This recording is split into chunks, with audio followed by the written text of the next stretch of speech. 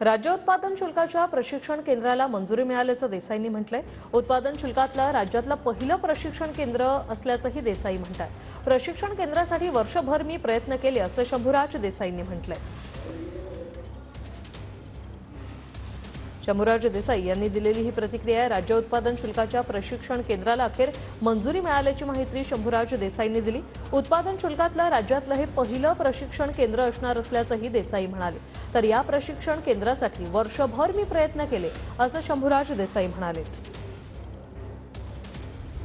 उत्पादन शुल्क विभागाच्या राज्यातल्या पहिल्या प्रशिक्षण केंद्राला मंत्रिमंडळाने मान्यता दिलेली आहे। राज्याच्या उत्पन्नामध्ये भर घालणारं तिसरं सगळ्यात मोठं विभाग कुठला असेल तर तो उत्पादन शुल्क विभाग आहे। माझ्या सातारा जिल्ह्यामधल्या पाटण तालुक्यातल्या वाटोळे हे नावाचं गाव आहे।